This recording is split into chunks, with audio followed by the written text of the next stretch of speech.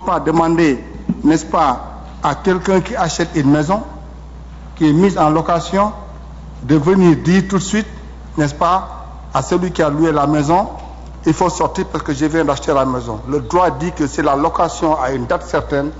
Le propriétaire, le bailleur, le nouveau propriétaire doit respecter les droits acquis du locataire.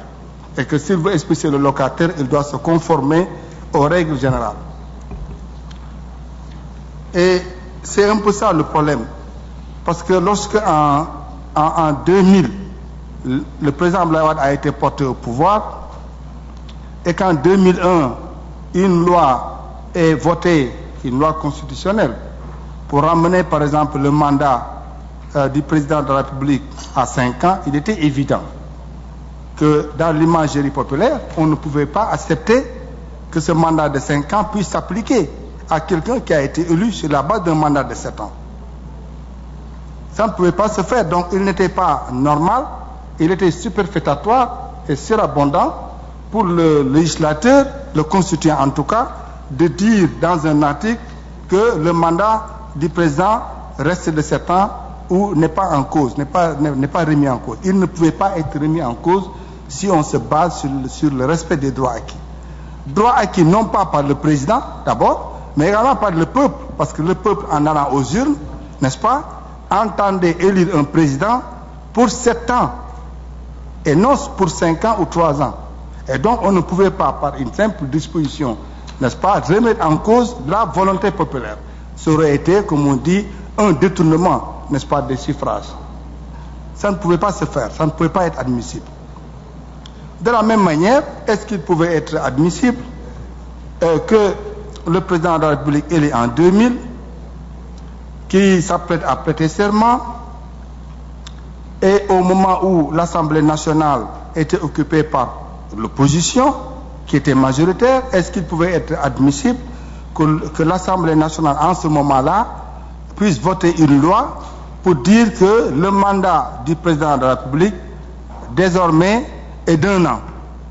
Et que, puisque les lois constitutionnelles sont d'application immédiate, ça s'applique au président de la République. Qui allait accepter cela? Qu'un président vienne d'être élu au mois de mars et qu'au mois d'avril ou au mois de mai, l'Assemblée qui est majoritairement occupée par l'opposition se précipite pour voter une loi et dire que le mandat du président est ramené à 1 an et que l'application est immédiate. Est-ce que vous pensez que cela puisse prospérer un seul instant? Cela n'a pas de sens. C'est pourquoi quand on dit que les lois constitutionnelles sont d'application immédiate, moi je dis que ce n'est pas le cas. Cela dépend de ce qu'on appelle qu'une loi constitutionnelle est d'application immédiate. Quand on veut dire par là que lorsqu'une loi est votée, elle doit s'appliquer, d'accord, parce que toutes les lois, par définition, ont vocation à s'appliquer. Mais quand on veut dire par là qu'on peut faire n'importe quoi, je dis que ce n'est pas possible. Je dis que ce n'est pas possible. On ne peut pas faire rétroagir des dispositions qui vont à l'encontre du principe général qui veut que la loi ne puisse pas rétroagir. Et on ne pouvait donc pas dire que le président de la République est élu pour un mandat de 7 ans, une nouvelle loi intervient pour dire que désormais le mandat du président est limité à 2. Alors en ce moment-là, la question est de savoir est-ce que cette nouvelle disposition s'applique au président en exercice ou au futur président, n'est-ce pas, qui sera élu sur la base sous l'empire de cette loi. Je pense que la réponse coule de source. Et je comprends un peu d'ailleurs l'erreur des rédacteurs de la Constitution quand ils disent par exemple dans l'article 104 après avoir écourté entre guillemets le mandat pour qu'il parte de 7 ans à 5 ans, qu'il puisse dire que le président de la République en fonction poursuit son mandat jusqu'à son terme. Je pense que c'est une erreur parce qu'on n'avait pas besoin de le dire. C'est une tautologie, c'est une démarche surabondante. On n'avait pas besoin de le dire parce que c'était évident. Maintenant, dans le contexte de 2000-2001, on pouvait comprendre que ces gens-là puissent se dire, bon, le président ayant été élu majoritairement, avec une forte majorité, il y a un engouement populaire. Si on ne le précise pas, certains qui n'ont pas cette compréhension juridique peuvent se dire non, on est en train quelque part, n'est-ce pas, de détourner nos suffrages. Et ils l'ont peut-être fait dans l'intention d'expliquer simplement, en disant au peuple sénégalais, le président de la République en fonction poursuit son mandat jusqu'à son terme. Je pense que c'est une précision qui allait dans le sens de faire comprendre au peuple que le mandat que vous avez donné à ce président-là pour 7 ans n'est pas remis en cause dans sa durée. La précision s'arrêtait là. Le constituant aurait pu continuer en disant que ce mandat-là également n'est pas remis en cause dans son principe, en disant, puisqu'il fallait expliquer, en expliquant que la limitation des mandats à 2 ne concerne pas le président Abdoulaye Wade.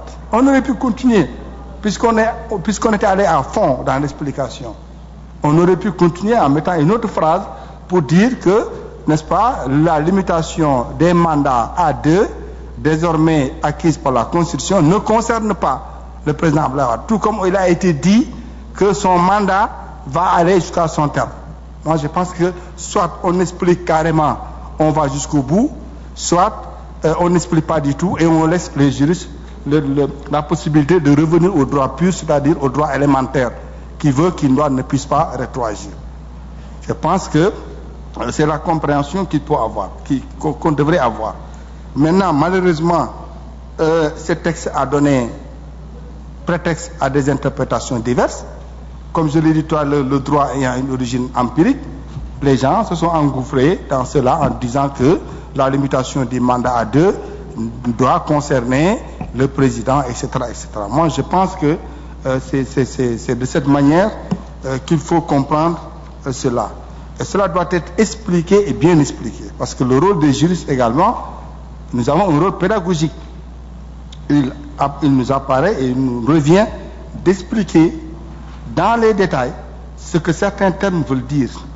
Parce que quand on érige en principe généraux du droit certains éléments, comme la non-rétroactivité, comme le respect des droits acquis, la règle du double degré de juridiction qui permet à une personne qui perd un procès d'aller en appel pour se donner une seconde chance, je dis que ce sont des règles qui sont les fondamentaux du droit. Parce que sans ces règles, il y a toujours quelque part possibilité d'abus.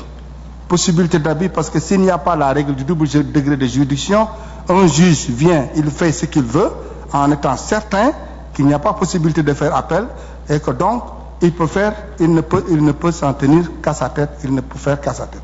Mais s'il sait qu'il y a quelque part une possibilité de faire appel, donc la règle du double degré de juridiction, il va, à mon avis, bien voir avant de statuer en première instance. Ça permet d'éviter une sorte de tyrannie. La règle de la non-rétroactivité également va dans ce sens parce que on ne veut pas, en faisant rétroagir, faire mal, en tout cas, faire sortir des situations inconcevables. C'est la situation, par exemple, d'une personne qui aujourd'hui est condamnée à 5 ans de prison pour vol. Elle va en prison, elle commence elle purge sa peine. 2 ans après, une loi intervient pour dire que désormais, s'il y a vol, la peine est de 10 ans sans possibilité de sursis. Est-ce qu'on va aller le trouver en prison pour lui dire on vous avait condamné à 5 ans, mais désormais vous allez purger 10 ans? C'est cela que veut interdire la notion de non-rétroactivité. Parce que quand il faisait les faits, il savait qu'il ne peut encourir qu'une peine maximale de 5 ans. Donc, quand la loi intervient plus tard pour donner une peine de 10 ans, ça ne le concerne pas parce qu'il a été condamné avant. C'est pour éviter donc ces situations d'incompréhension et d'insécurité que cette règle a été instituée. Or, à mon avis, c'est faire preuve de non-compréhension et d'insécurité que de vouloir dire que le président Abdoulaye Wade ne peut pas se représenter en 2012. Parce qu'en 2000, sous l'empire de la loi de 1963, cette limitation n'existait pas encore. Donc, quand on lui laisse la possibilité de terminer son mandat, il termine le mandat dans la notion arithmétique de 7 ans, mais également dans son principe. Et que par conséquent, les autres élections à venir, l'élection de 2007, était la première élection régie par la nouvelle loi de 2001. Et puisque c'était sa première élection en tant que candidat à une élection couverte ou gouvernée par la loi de 2001, en se présentant en 2007, il s'est présenté pour la première fois sous l'empire de la Constitution de 2001. Et par voie de conséquence, je ne vois pas comment on peut lui interdire de se présenter en 2012 sans pour autant fouler aux pieds toutes les règles que je viens d'éditer et qui sont des règles de pur droit et qu'on n'a pas besoin d'être un spécialiste en droit constitutionnel pour les rappeler. Je vous remercie.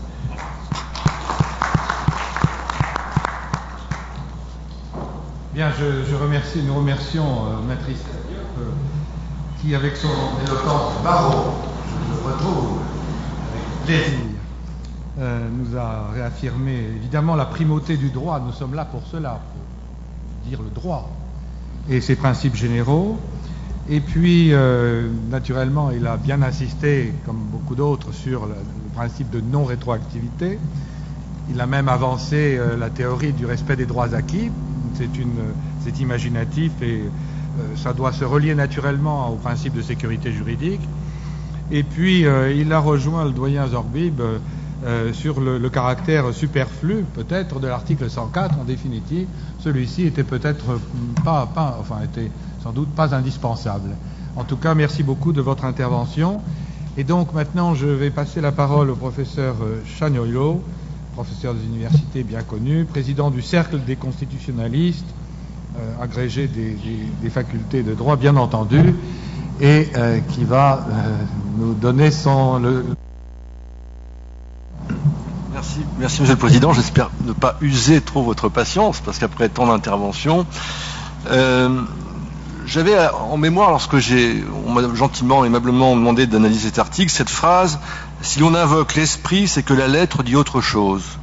Ou pour paraphraser Bergson, n'écoute pas ce que je dis, regarde ce que je lis.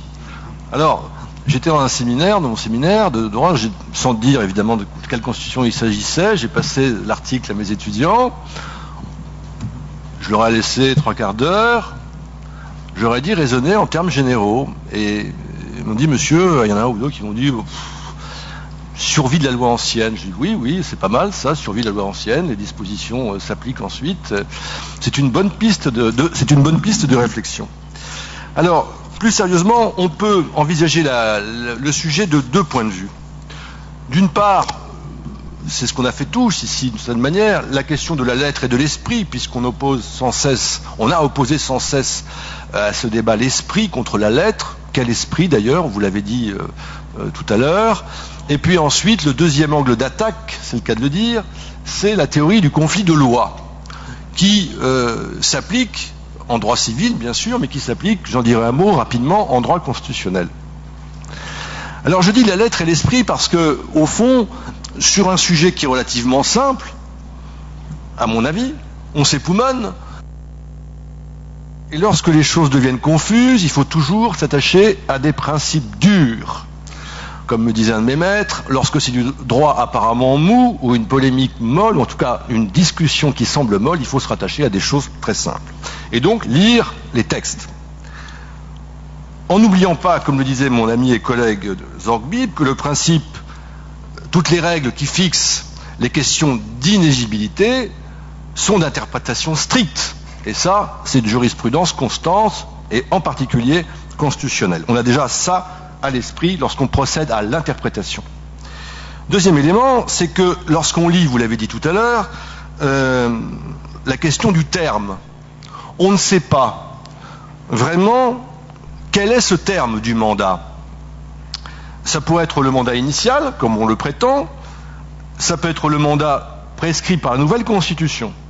En tout état de cause, si on était un petit peu malin, on dirait que le président aura fait 6 ans et 2 mois de mandat, que ce n'est ni le septennat, ni encore moins le quinquennat, et que les dispositions de l'article 27 ne peuvent s'appliquer. Ensuite, on lit toutes les autres dispositions de la présente Constitution lui sont implicables.